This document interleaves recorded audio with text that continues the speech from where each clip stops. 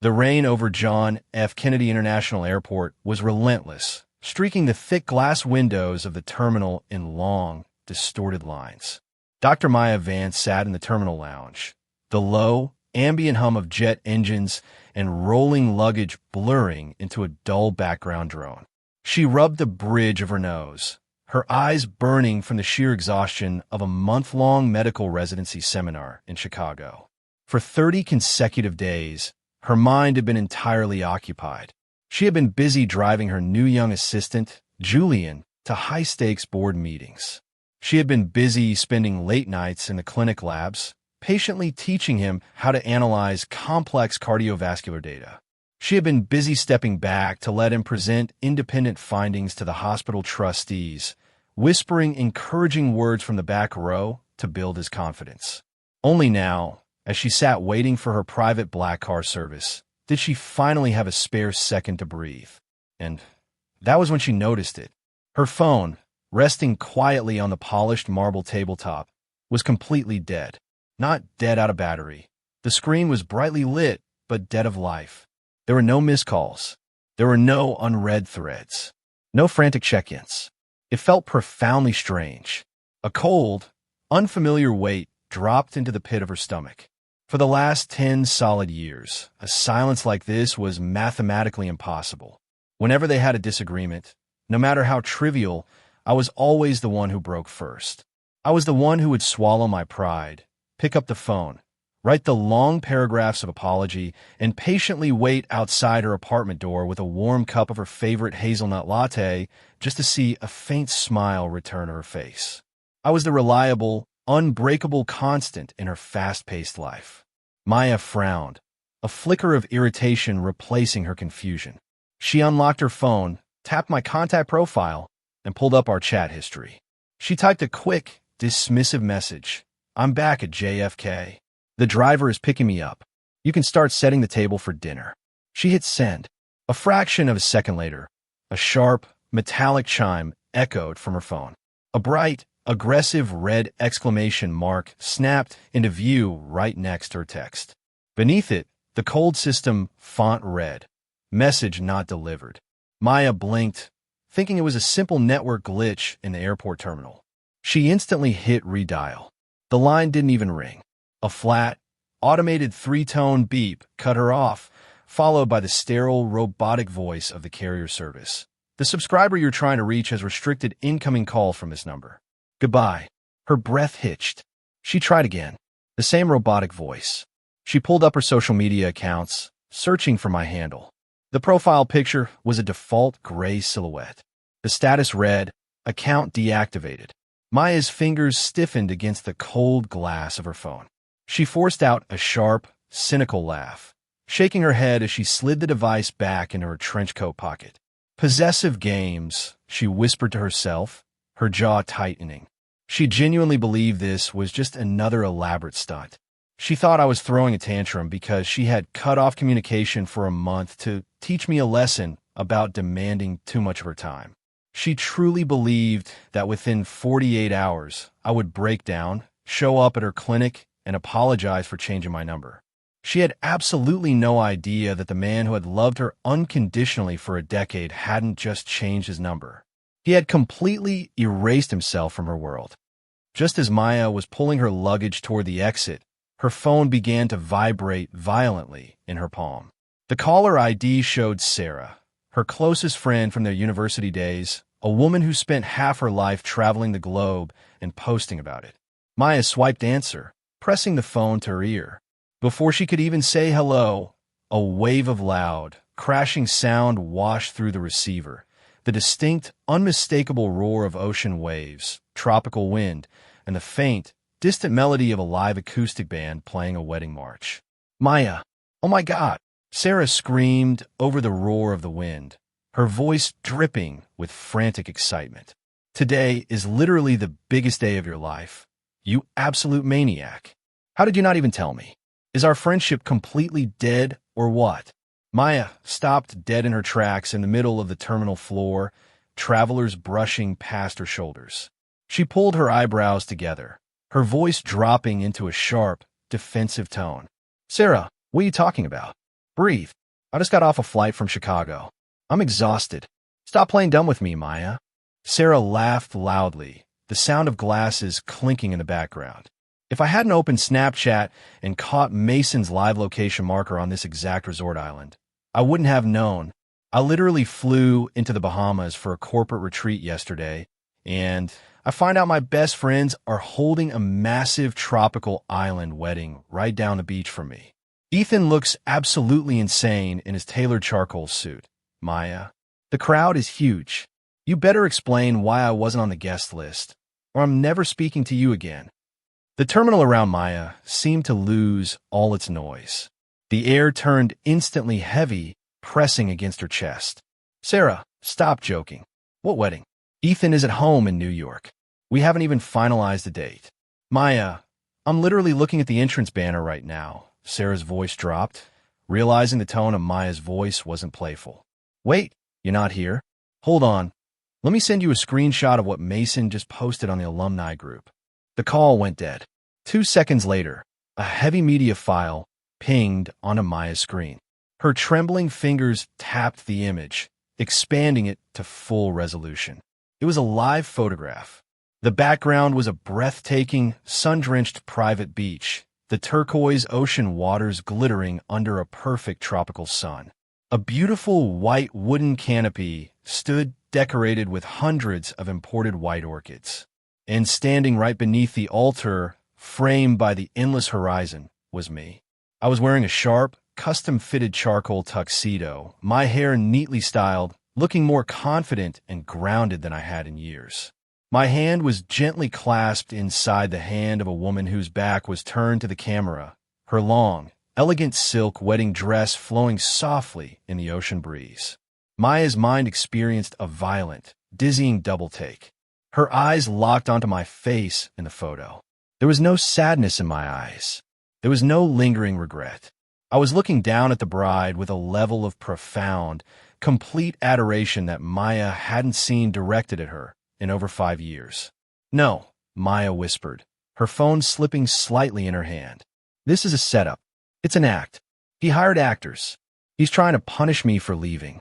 But deep down, beneath the layer of her stubborn denial, a dark, terrifying memory began to surface. A memory from exactly 30 days ago at the annual Hospital Foundation Gala. The night where everything had silently, permanently fractured.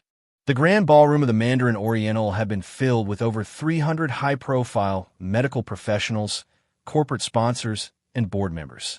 The crystal chandeliers threw glittering light across the tables. It was the peak of the evening, and the hospital's primary corporate donor had just stepped onto the stage for the annual appreciation lottery. I was sitting right next to Maya, wearing a standard black suit, my hand gently resting on the back of her chair. For months, we had been planning our milestone year.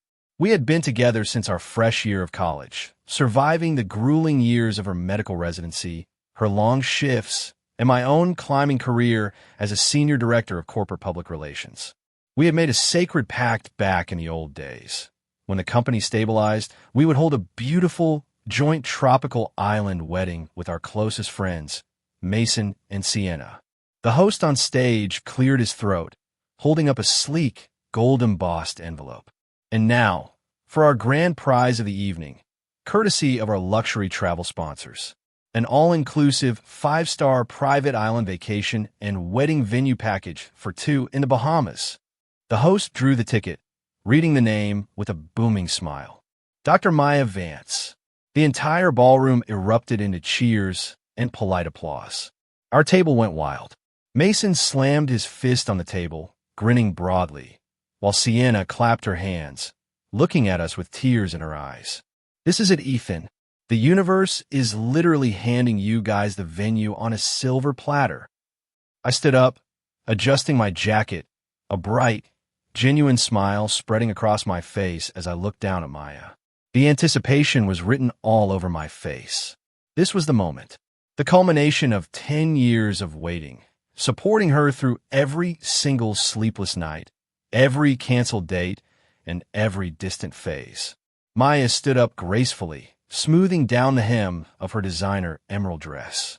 She stepped up to the microphone on stage, her expression completely calm, cool, and detached from the excitement in the room. "Thank you so much to the board and our incredible sponsors," Maya said, her voice steady and professional through the sound system. She didn't look at me once. But as many of you know, my department is currently preparing for a massive surgical expansion, and my schedule is booked solid for the foreseeable future. However, someone else in my lab has been working 80-hour weeks without a single complaint. She paused, her eyes scanning the room until they landed on the lower table where the junior assistant sat. "Give the vouchers to Julian Edgar. He's been handling our clinical data trials with absolute dedication, and he deserves this break more than anyone." The applause in the ballroom died instantly, replaced by a confused, awkward murmur. The smile on my face didn't fall. It crystallized into a numb, freezing mask. Julian stood up from his seat, his face turning in performative shade of red, a look of smug, victorious delight hidden beneath his shocked expression. "Dr. Vance, wow, I don't even know what to say. Thank you." Maya walked down the steps of the stage with light, elegant steps, completely unaffected by the sudden shift in the room's atmosphere. When she sat back down next to me, she didn't apologize. She didn't look to see the expression on my face. She simply picked up her wine glass and took a delicate sip. Mason leaned across the table, his face dark with suppressed anger, his voice a low, dangerous whisper meant only for our ears. "Maya, are you completely out of your mind? Did you seriously just give away your own wedding venue package to a junior intern? After everything Ethan has planned? After the promise the four of us made?" Maya set her glass down with a soft, clinical click. "Mason, please don't make a scene. It's just a travel voucher. Marriage isn't about a piece of paper or a flashy beach. I have real lives to save in the clinic. Ethan understands that. Right, Ethan?" I looked at her, really looked at her, and for the first time in 10 long years, the endless well of patience inside my soul ran completely dry. I forced out a small, tight smile that didn't reach my eyes. "Yes," I said softly, my voice devoid of any anger or resentment. It was completely hollow. "I understand perfectly." The gala dinner continued, but the warmth at our table was permanently gone. Maya spent the next hour discussing medical logistics with a board member from across the room, leaving me stranded in the conversation. A few minutes later, Julian walked over to our table, holding a glass of champagne. He carried that specific brand of bold, boundary-testing confidence that young, ambitious men use when they think they are untouchable. He stopped right behind Maya's chair, leaning in closer than professional courtesy allowed. "Dr. Vance," Julian said, his voice loud enough for the entire table to hear. "I just looked over the voucher details. It turns out it's a strict couples luxury package. Private villa, sunset dinners, private beach access. Honestly, I don't really have anyone to take with me right now. It feels like an absolute tragedy to let a 5-star couples resort go to waste." He paused, shifting his gaze over to me, his eyes filled with a subtle, mocking challenge before looking back at Maya. "So, I was thinking, since you're the one who gave it to me, and we still need to review the West Coast clinical trials anyway, why don't you just come with me? We can call it a working research retreat." The air around our table froze solid. Mason slammed his wine glass onto the table so hard the stem nearly snapped. He began to rise from his seat, his chest heaving, ready to drag Julian out of the ballroom by his collar. I reached out, my hand steady, and firmly grabbed Mason's shoulder, pressing him back down into his chair. I didn't raise my voice. I didn't glare at Julian. I looked up at the young man, my expression completely neutral. "Julian," I said calmly, the tone of my voice smooth and professional.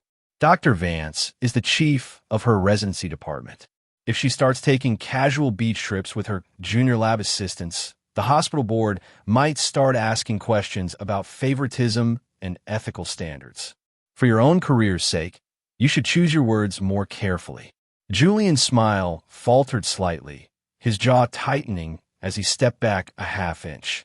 But before the tension could settle, Maya let out a soft, low chuckle. She turned her head to look at Julian, a gentle, indulgent expression on her face that she usually reserved for brilliant students. That depends entirely on your surgical performance next week. Julian, if you finish the data analysis on time, I might consider supervising your research hours remotely. Yes, ma'am. Julian grinned widely, giving her a playful, exaggerated military salute that drew a round of laughter from the neighboring tables. Maya turned back to me, completely ignoring the fact that she had just publicly validated another man's inappropriate suggestion right in front of her partner of 10 years. She reached out, her cool, manicured hand sliding over the back of mine, her fingers lightly stroking my knuckles in a gesture that felt entirely performative. Ethan, don't be so rigid, she whispered, her voice gentle but distant. The beach is always too crowded during the summer anyway, and it's not safe with the current tourist season. When the winter holidays come around, we can take a small weekend trip to upstate New York instead. It's much more practical. I slowly, deliberately pulled my hand away from her touch, placing it flat on my lap beneath the table line. I looked away from her, staring at the empty stage. There's no need, I replied softly. I know how busy you are. Maya's fingers paused in midair where my hand had just been. A flash of minor annoyance crossed her features, but she said nothing more, pulling her hand back and turning her attention back to the corporate guests. Beside me, Mason was typing furiously on his phone under the table. He leaned in close to my ear, his voice trembling with frustration. Sienna is going up to give her founder's speech in 5 minutes. I told her to bring up the island wedding plan explicitly on the main mic. We're going to force Maya to state her intentions clearly in front of everyone. She can't keep treating you like a background accessory, Ethan. I looked at my best friend, seeing the fierce, protective loyalty in his eyes, the kind of loyalty Maya hadn't shown me in years. I smiled faintly, but I didn't stop him. Let her do what she wants, Mason. 10 minutes later, Sienna stepped up to the main podium on the grand stage. As one of the co-founders of the hospital's primary public relations agency, she was widely respected. The room fell silent as she took the microphone, her almond-shaped eyes curving into bright crescents as she smiled down at the crowd. She delivered a beautiful, engaging speech about growth, partnership, and the future of the foundation. Then, as she neared the conclusion, she paused, tilting her head with a look of playful suspense. And on a personal note, Sienna announced, her voice ringing crisp and clear through the high-end audio system, I want to share some incredible news with our corporate family. Next month, I'm finally getting married. The ballroom erupted into loud cheers, applause, and enthusiastic whistles. Sienna turned her gaze directly toward our table, her eyes softening as she locked eyes with Mason before shifting her look to Maya and me. We have decided to hold our ceremony on a gorgeous, quiet tropical island, Sienna continued, her voice filled with deep, unmistakable sincerity. Because true partnership means building a sanctuary away from the chaos of the world. And tonight, I want to look at my dearest friends who have walked this 10-year journey right beside us. Dr. Maya Vance. Ethan, do you want to join us and make it a double celebration? Will you walk down that aisle with us? The spotlights in the ballroom instantly shifted, sweeping across the dark room until they converged into a blinding, brilliant beam focused entirely on our table. Every corporate eye, every hospital trustee, and every old university classmate turned to look at Maya. The sound engineer at the back, who had been briefed by Mason, had already queued up a soft, romantic instrumental track, waiting to press play the moment she said yes. The atmosphere in the room was electric, moving, and heavy with expectation. I turned my head slowly to look at the woman I had loved for a third of my life.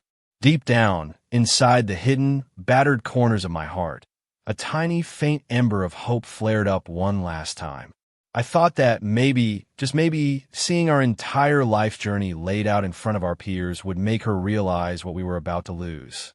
I waited for her to smile. I waited for her to look at me. But Maya simply sat there, her expression smooth, polite, and entirely unbothered.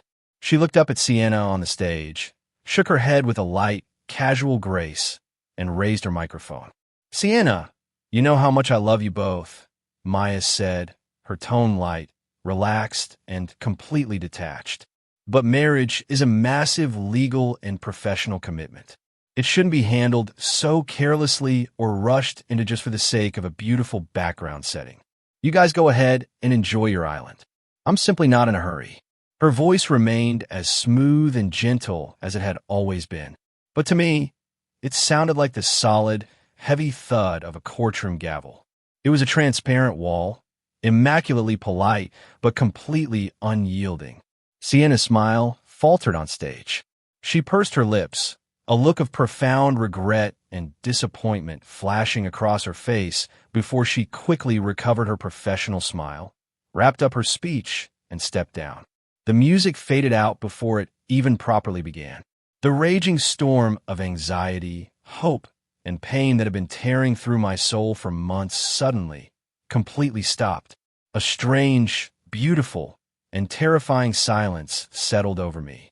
All that remained was an empty, hollow space. I looked across the room. A few tables away, Julian was leaning back in his chair, his eyes fixed on me. He had a faint, amused smirk curling at the corners of his lips, his gaze filled with undisguised smugness and triumph. I didn't frown. I didn't clench my fists. I simply nodded back at him, a polite, distant acknowledgement. He thought he had won a prize.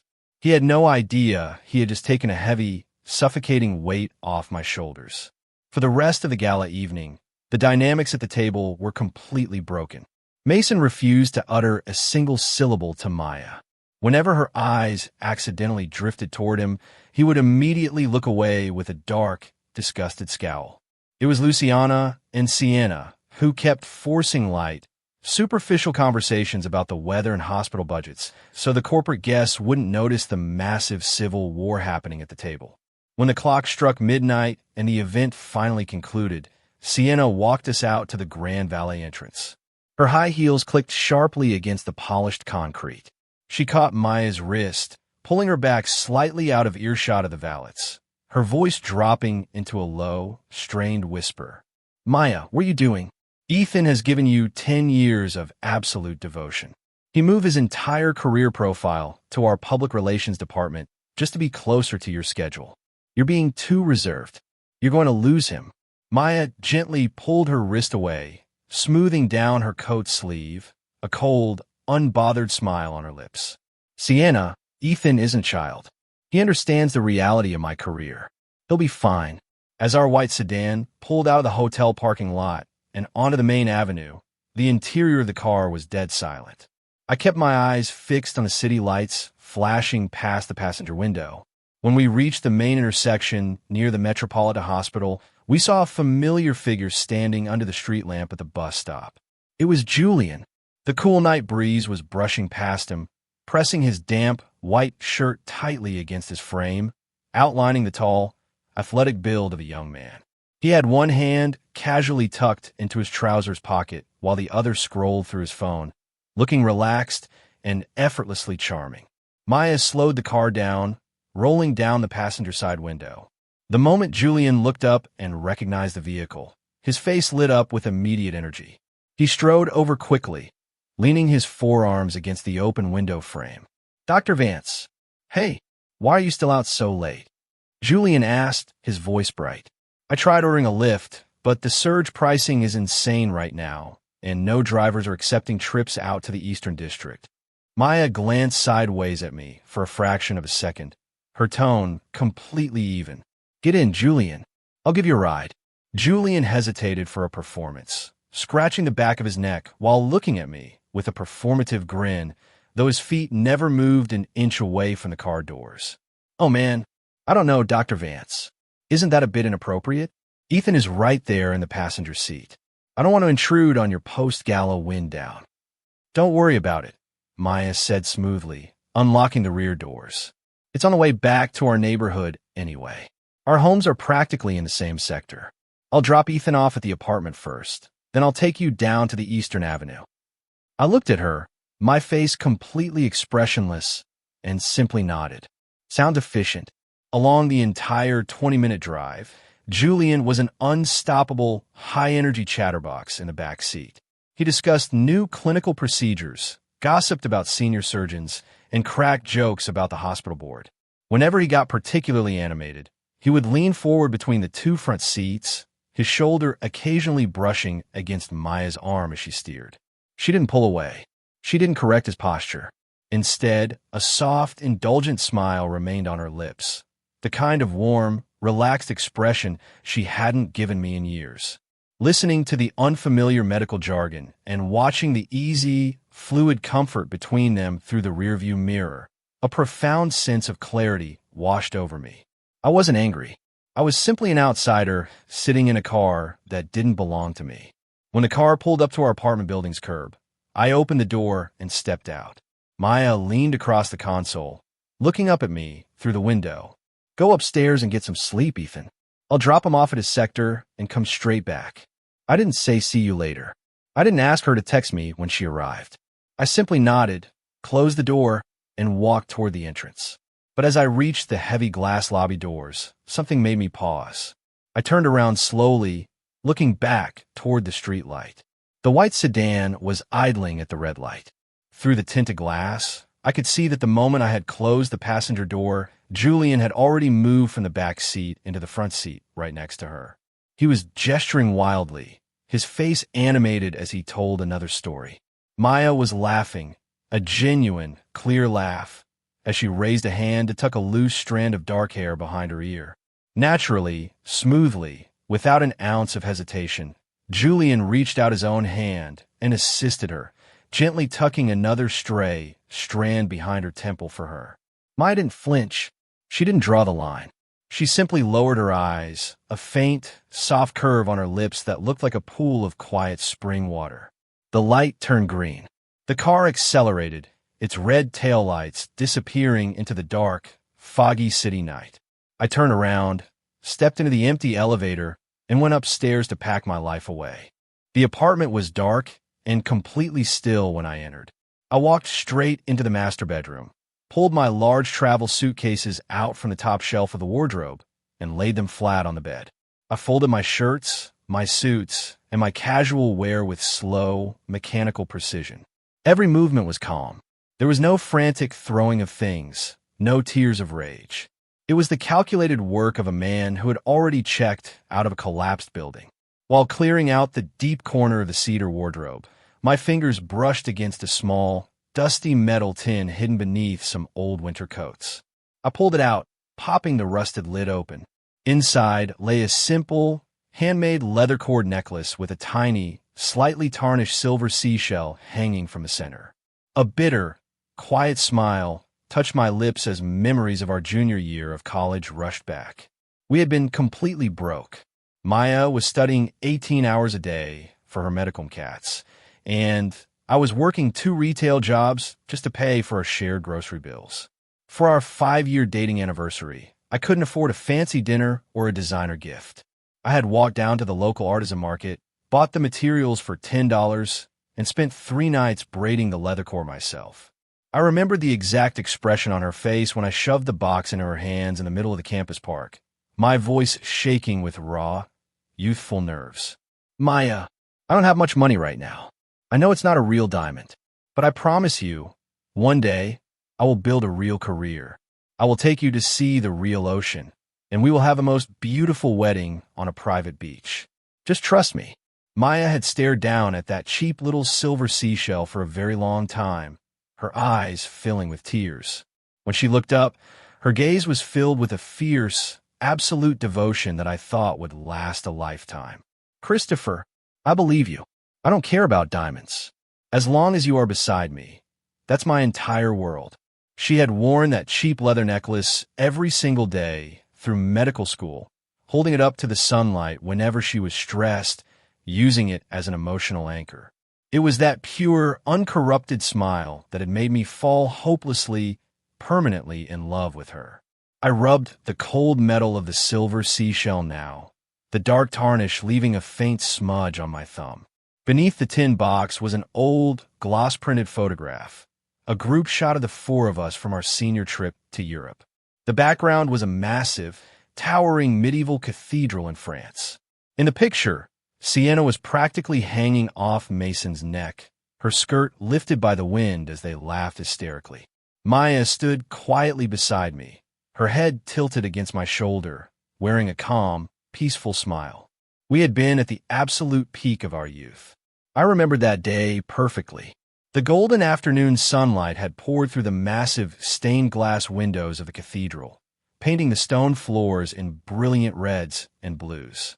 Sienna had looked up at the vaulted ceilings in absolute awe, exclaiming, "It feels like just standing here cleanses your entire soul. Why don't the four of us just hold our weddings right here in the future? Wouldn't that be absolutely legendary?" I had shaken my head with a soft chuckle. "It's beautiful, Sienna, but it feels too heavy, too oppressive for a wedding. If I'm committing my life to someone, I want to do it at the edge of the sea. Blue ocean, open sky, bright and free." At the time, Maya had turned her head to look at me. Unlike Sienna, she didn't jump up and down or shout in excitement. Instead, she had reached out, gently tugging at my jacket sleeve, her voice dropping into a solemn, quiet vow. "Then it's a promise, Christopher. The sea it is." Sienna had immediately wrapped her arms around our shoulders, forcing us into a tight huddle. "It's settled. The four of us on a tropical beach, a double wedding. Whoever breaks the promise is a certified corporate liar." Pinky swear. We had stacked our hands together in that ancient French cathedral, laughing like fools.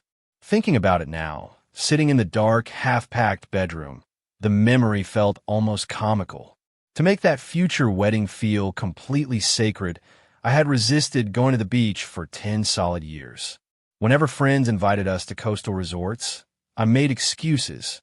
I wanted the very first time I ever stood on an ocean shore to be with Maya, wearing her white dress, our hands intertwined, fulfilling that old college dream. And yet, tonight, she had casually told a room full of strangers that the beach was too crowded, too unsafe, and too unpractical, giving our dream away to a kid she had known for 6 months. The click of the front door lock brought me back to reality. Maya was home. I quietly shut the metal tin, slid it into the side pocket of my suitcase, and zipped the luggage closed. I walked out into the living room, sitting on the sofa, calmly scrolling through a corporate email on my phone as she stepped into the foyer. She kicked off her designer heels, hanging her trench coat in the closet. Her face carried a look of mild, clinical fatigue. As she walked toward the bathroom to wash up, she offered a brief, superficial explanation without looking at me. "What happened with Julian tonight was an absolute logistical necessity, Ethan," she said, her tone smooth and measured. "There was an emergency cardiovascular surgery case this afternoon, and the boy was standing on his feet in the operating room for 6 hours straight without a break. He has a very strained relationship with his family, so he usually wanders around the city late at night to avoid going back to his empty apartment. That's why I brought him along to the gala, to clear his mind. You shouldn't misinterpret basic professional mentorship. She always had an immaculate, logical reason for everything she did. Every boundary crossed was just professional necessity. Every cold rejection was just career focus." I didn't lift my eyes from my phone screen. "Okay," I said softly.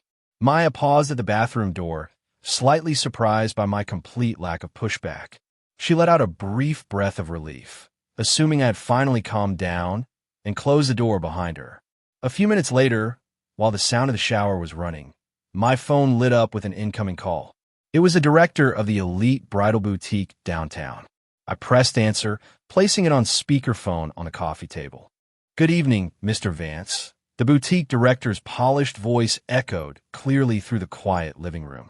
"I'm calling to inform you that the custom charcoal groomsmen suits you and Mr. Mason selected last week have been fully tailored and pressed according to your exact specifications. When would you like to schedule the final fitting? Will your fiancé, Dr. Vance, be joining you for the consultation? We have her measurements on file." The shower noise suddenly stopped.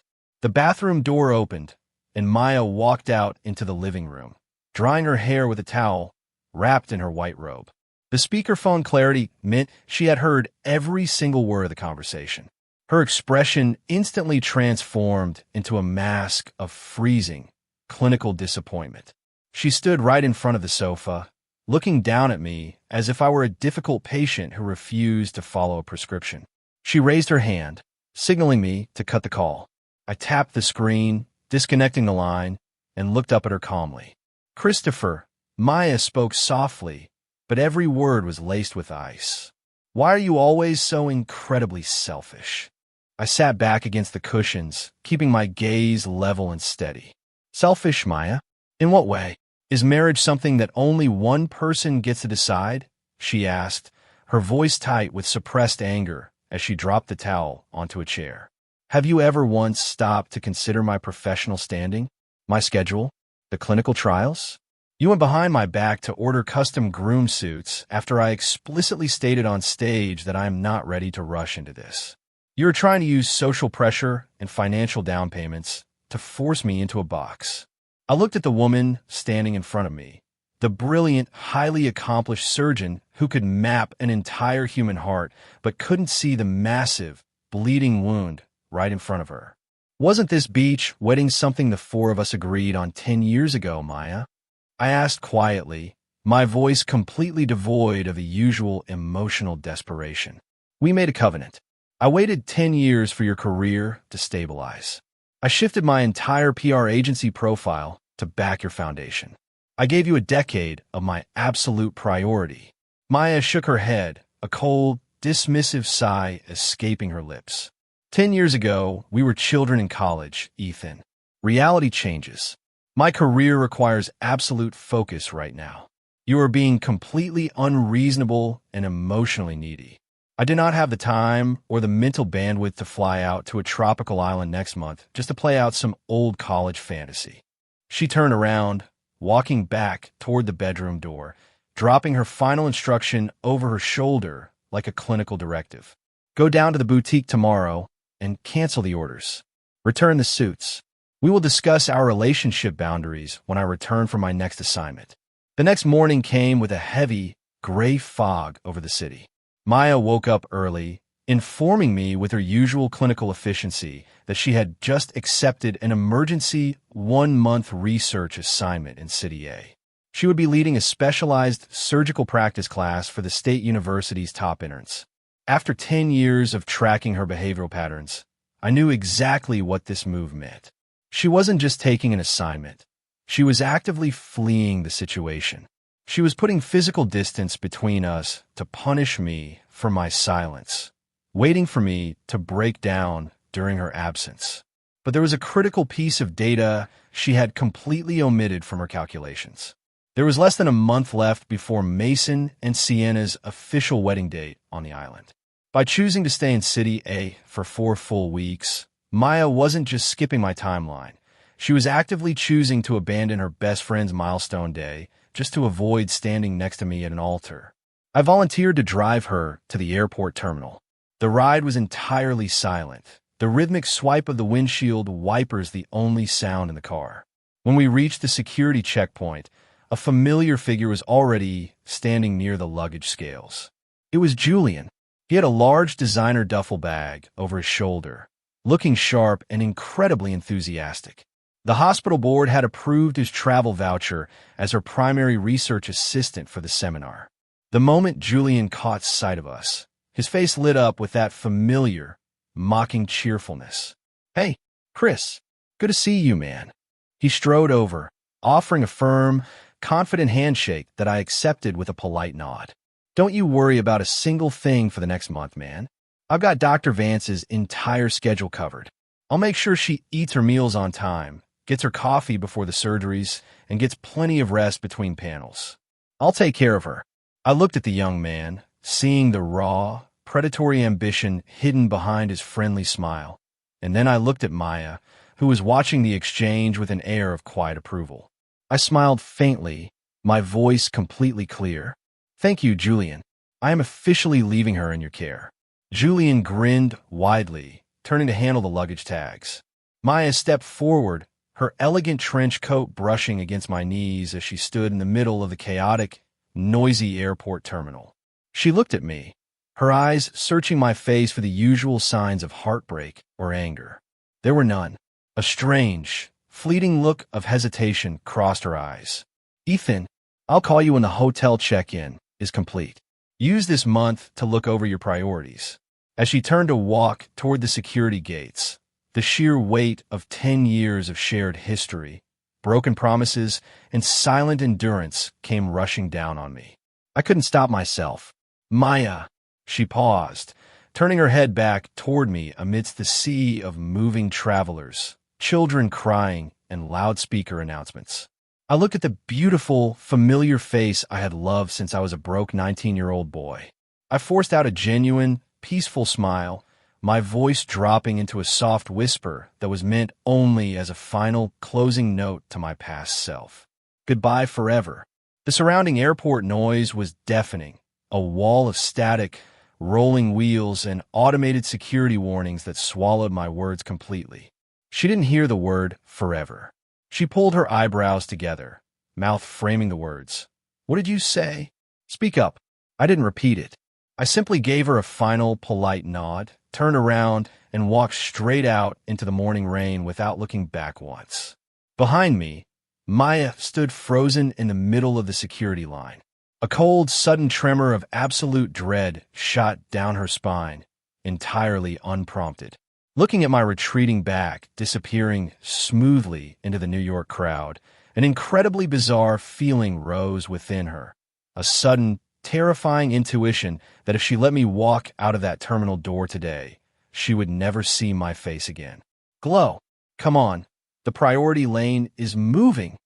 Julian's voice broken through her trance, his hand lightly tapping her shoulder.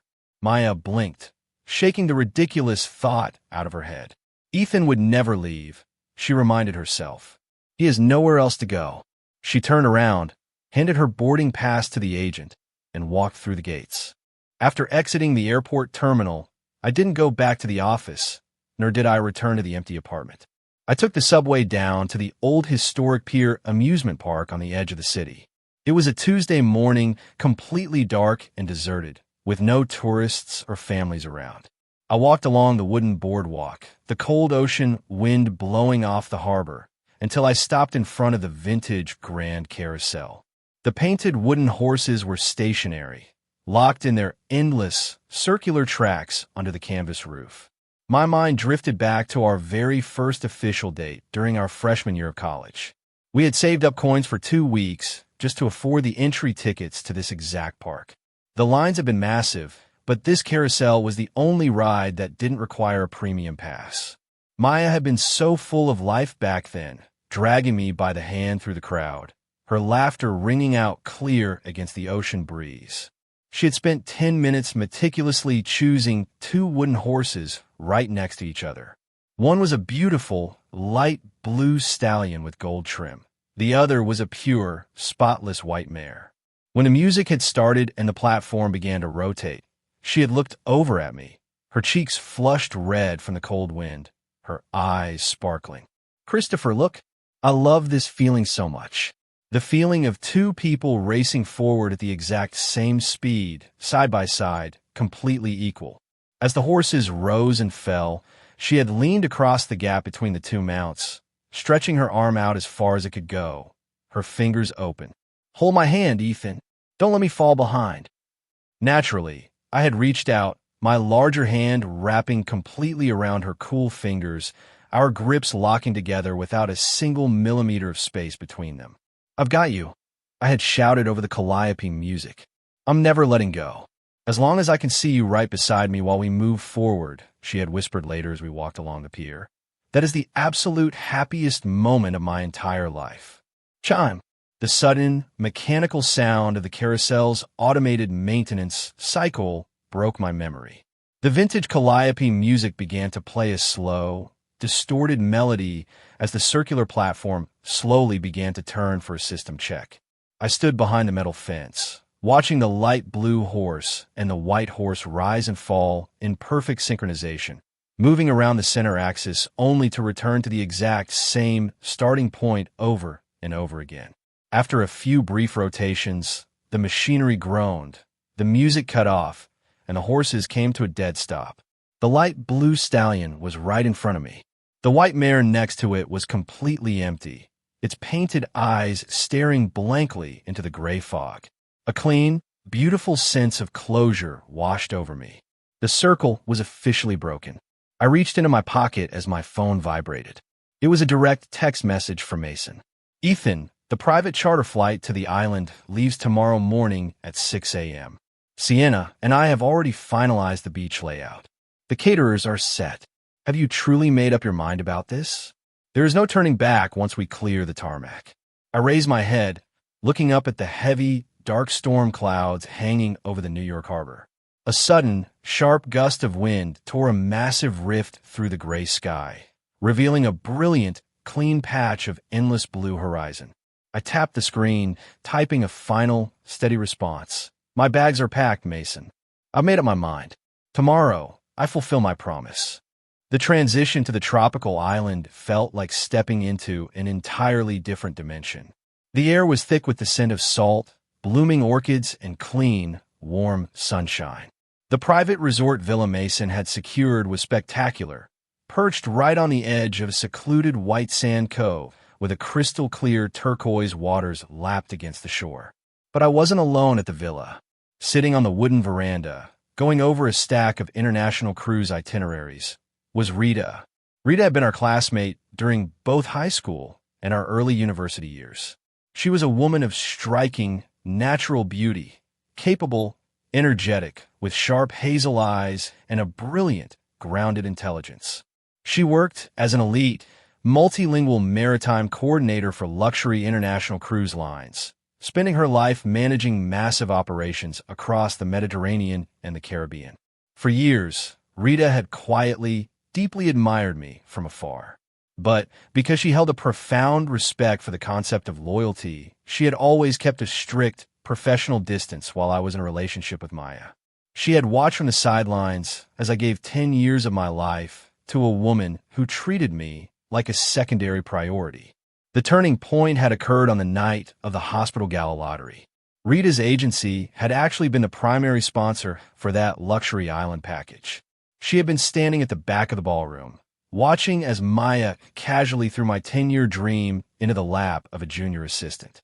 The next day, knowing that the relationship had permanently ended, Rita had found me packing my things at the office. She hadn't offered pity. She had looked me dead in the eyes and said, "Ethan, you have spent a decade anchoring yourself to a harbor that refuses to let you dock. My ship is leaving for the Bahamas tomorrow. Come with me. Let me show you what it feels like to be chosen." Now, on the sun-drenched veranda, Sienna walked over, affectionately throwing her arms around Rita's shoulders, a look of genuine remorse on her face. "Rita, I am so incredibly sorry," Sienna said softly, leaning against the railing. "Back in college, I completely misjudged you. I thought you were trying to stir up drama because you always watched Ethan from a distance. I talked so much trash about you behind your back. I was blind." Rita laughed, a rich, warm, and confident sound that had no malice in it. She rolled up the sleeves of her white linen shirt, revealing her sun-kissed forearms. "Sienna, please. You were protecting your friend. I never blamed you. But Ethan was never a prize to be won. He's a man who deserves to be valued." She turned her head, looking at me where I stood by the pool, her gaze dripping with a deep, fierce tenderness. I drifted through thick sea fog for years managing international routes, and my internal radar had completely shut down. It was Ethan's strength that finally gave me a safe harbor to dock my heart. Mason walked out, holding 2 cold beers, letting out a loud, enthusiastic laugh. "Man, Rita, you are a million times better than Maya and that freezing clinical ego of hers. This feels right." The mention of Maya's name caused the air to stiffen for a fraction of a second. Sienna secretly nudged my elbow, whispering under her breath, "Ethan, be honest with me. We have 3 weeks before the actual ceremony. Have you truly thought this through? Are you completely over her? 10 years is a massive chunk of life. If Maya realizes what she did and flies out here." Before she could finish the sentence, Mason shot her a sharp, warning glare. Sienna instantly stuck out her tongue, swallowing the rest of her words with a sip of her juice. I smiled faintly, looking past the villa deck toward the endless, golden horizon where the blue sky met the ocean. Sienna, 10 years taught me how to survive in the cold. Rita taught me how to live in the sun. There is nothing left to think through. Over the next 3 weeks, our relationship grew with an ease and fluid grace that stunned me. With Maya, every single dinner date had to be scheduled 3 weeks in advance around her surgical rotations. With Rita, everything was a shared adventure. Even though she was managing international port logistics from her laptop, she spent every spare hour helping me choose invitations, inspect the beach layout, and taste the catering menus. She was endlessly cheerful, her energy radiating a youthful, vibrant life that revitalized my entire soul.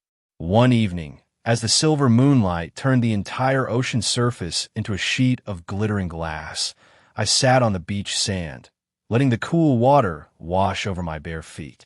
"So, this is the real sea," I murmured. "It's beautiful. It feels almost a shame that once the wedding is over and we go back to the city, we won't see this view anymore."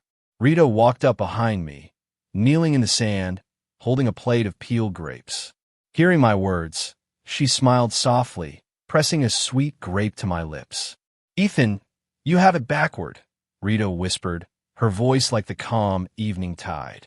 "The ocean is just the sky pouring itself backward onto the land. Whenever you are back in the city and you look up at the open sky, you're gazing directly at my sea. And wherever I am looking at you." I bit into the fruit, the sweet juice bursting across my tongue. The night before the main ceremony, Mason and I sat on the dark beach, the crackle of a small driftwood fire throwing warm light across our faces as we shared a final bottle of beer. "Ethan," Mason said, his voice dropping into a rough, muffled tone after a long silence. "To be completely honest, when you first booked that one-way ticket, I was terrified. I thought you were doing this out of pure, venomous spite just to hurt Maya. I was scared you'd marry a rebound girl, realize your mistake, and live a life of absolute regret." I turned my head to look at my childhood best friend, keeping my voice calm. "And now," Mason lifted his eyes, the reflection of the endless tropical starlight glittering in his pupils. "Now, I realize I was an absolute idiot. The way Rita looks at you when you walk into a room, the way she coordinates your life to protect your peace, she genuinely treasures you, man. She sees the value that Maya took for granted for a decade. Stay happy, Ethan. You've earned this." I raised my bottle, clinking it against his with a clear, solid sound. "We both did, brother." While the tropical sun was shining down on our final wedding preparations, 3,000 miles away in City A, the sky was completely dark.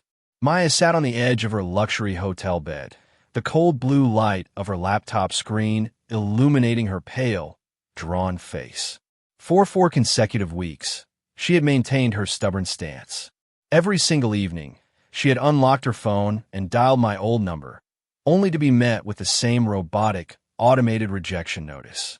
Every iMessage she sent returned with that identical red exclamation mark. She let out a long, weary sigh, tossing the device onto the white comforter. She kept telling herself she wasn't angry. She kept telling herself she was just highly disappointed in my childish behavior. In her mind, I had always been the reasonable, infinitely understanding partner who would eventually bend to her will. "He just needs to clear his head," she whispered to the empty room, trying to force confidence into her thoughts. "Once I return to New York next week and show up at the apartment, he'll drop this petty act. He always does." A sharp knock at the door broke her solitude. She opened it to find Julian standing in the hallway.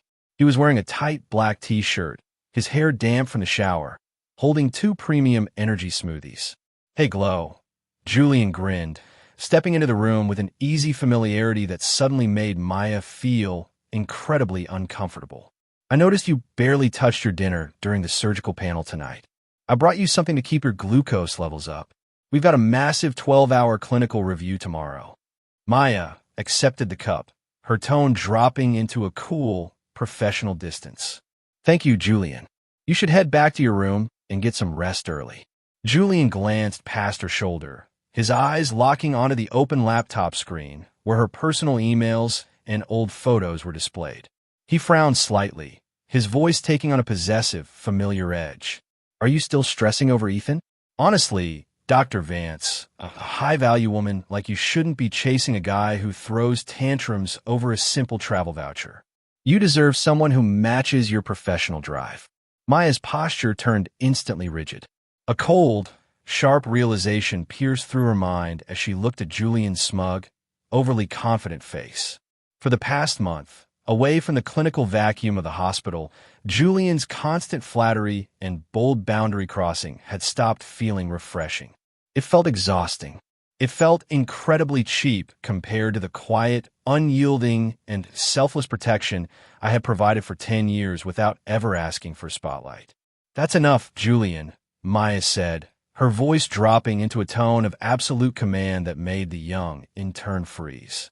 "My personal life is not a subject for your analysis. Go back to your room. Now." Julian's smile vanished instantly, his face turning dark with embarrassment as he gave a tight nod and stepped back into the hallway.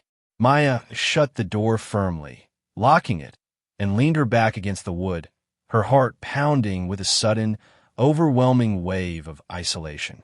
2 days later, the research conference officially concluded. Maya was in the main administrative office, organizing her final surgical reports, when her personal line rang. It was an old university dorm mate named Clara, someone she hadn't spoken to in over a year. "Maya? Oh my God, hi." Clara's voice came through the line, dripping with hesitation and confusion. "Look, I know we haven't caught up in forever, but I am completely losing my mind right now.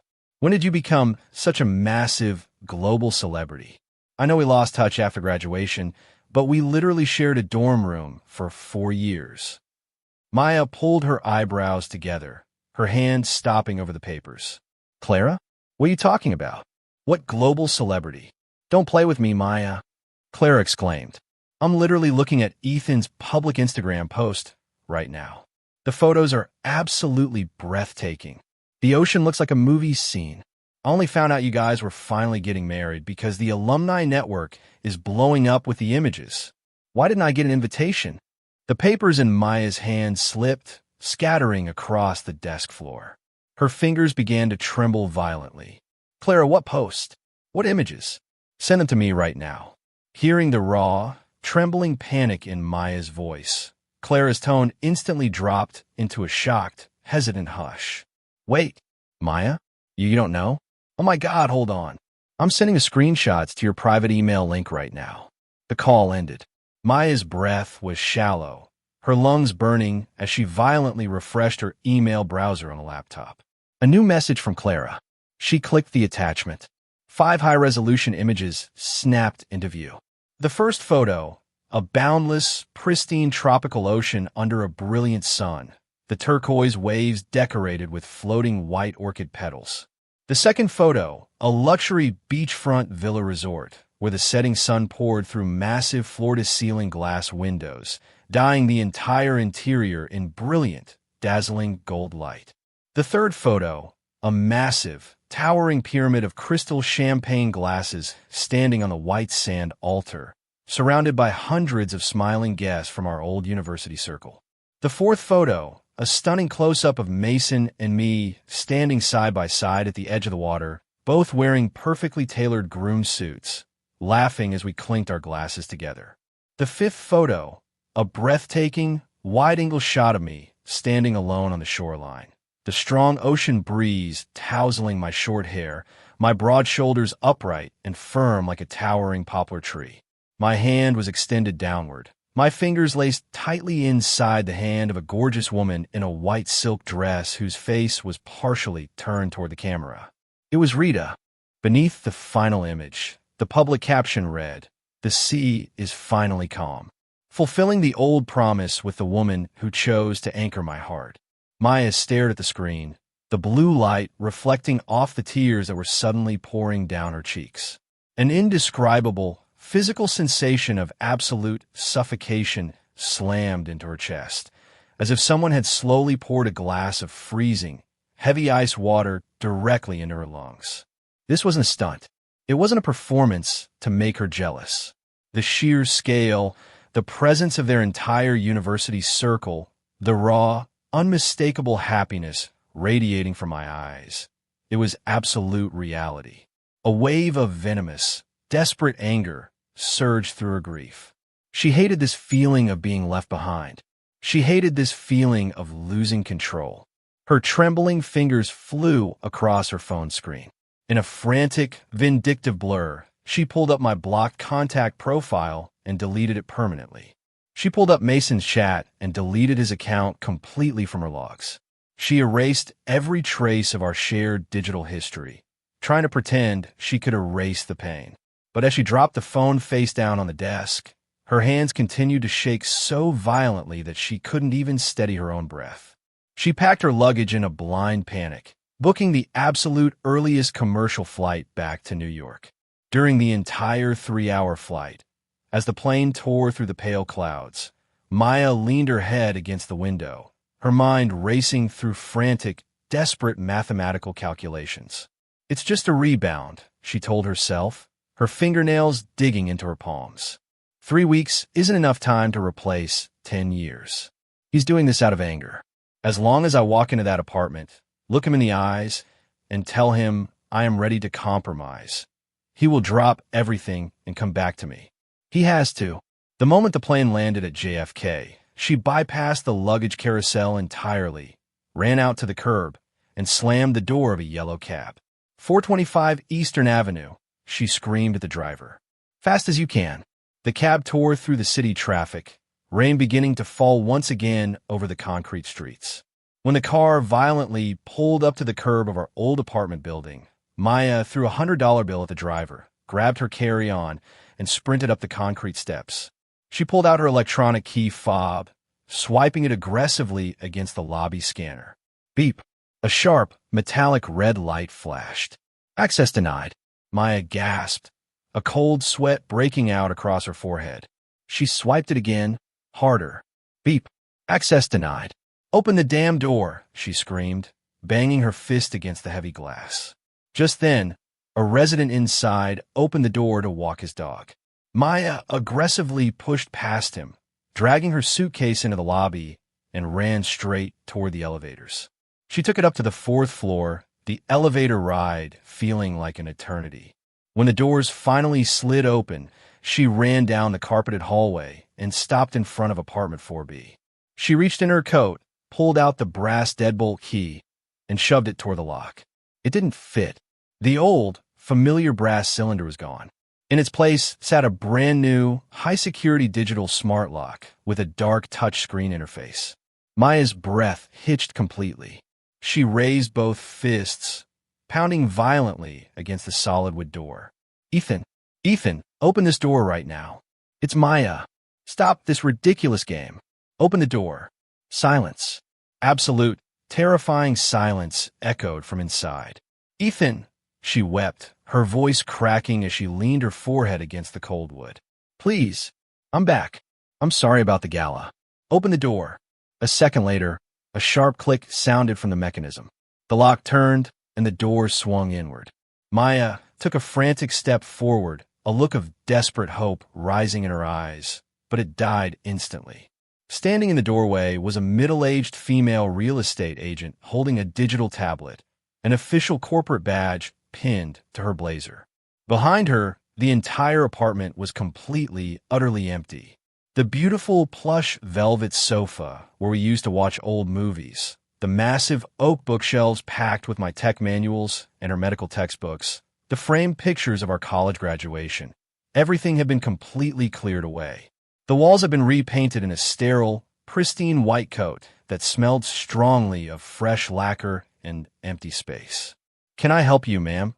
the agent asked, looking at Maya's disheveled hair and suitcase with professional concern. Where's Christopher?" Maya's voice was a ragged, broken whisper, the cold air rushing into her empty chest. "Where's the man who lives here? Ethan Vance? Where's his furniture?" The agent looked down at her tablet, scrolling through the property registry logs. "Oh, Mr. Vance? The previous owner?" He finalized an expedited, all-cash liquidation sale of this entire property 3 weeks ago. The documents were fully processed through an international registry office in the Bahamas. He hired a premium clearance crew who emptied the unit in a single night. Most of the assets were donated to charity.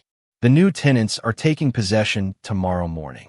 Maya felt the stone floor beneath her designer shoes tilt violently, her knees buckling as she had to grip the doorframe just to remain standing. 3 weeks ago, the day after she had left for Chicago, the day she had blocked his number to teach him a lesson. Did he leave anything? Maya sobbed openly now, all her professional dignity, her clinical pride, and her cool composure melting away into raw, pathetic desperation. A note? A address? A message for me? The agent sighed softly, a look of deep, professional pity in her eyes. He didn't leave a forwarding address, ma'am. But hold on. The clearance crew did find one personal item left explicitly on the kitchen counter with a sticky note marked for Adar, Maya, if she ever returned. Let me get it for you. The woman turned around, walking over to a small built-in drawer near the empty kitchen island. She pulled out a small, familiar velvet jewelry box and handed it to Maya. Maya's hands shook so violently, she almost dropped it onto the hardwood floor. She snapped the lid open with a desperate click. Inside the box, resting on the dark velvet lining, lay the cheap, handmade leather cord necklace with the tiny, tarnished silver seashell, the confession gift from their broke college days that she had recently tossed into the dark corner of the closet because it didn't match her high-profile lifestyle. Tucked neatly beneath the silver seashell was a small piece of heavy parchment paper with a final message written in my clean, unmistakable corporate handwriting. Maya, you blocked my number and walked away to teach me a lesson about your worth. Thank you. I finally sat in the silence and learned it. I learned that 10 years with the wrong person means absolutely nothing when the right person honors your existence in a single day. I spent a decade waiting for your sea to calm down, only to realize you enjoyed the storm. Do not look for me. My ship has finally sailed, and my harbor is permanently closed. Christopher Ethan. Maya dropped her suitcase handle, her legs completely giving out as she collapsed on her knees on the empty, polished floorboards of the living room we had chosen together. She crushed the small velvet box against her palm, the sharp edges of the silver seashell cutting into her skin as she wept uncontrollably into the sterile, vacant air. The realization hit her like a physical blow to the chest. The quiet, reliable man who had loved her unconditionally through every single cold phase, every cancellation, and every piece of neglect hadn't thrown a tantrum. He hadn't played a game. He had simply, silently, and permanently vanished from her life forever.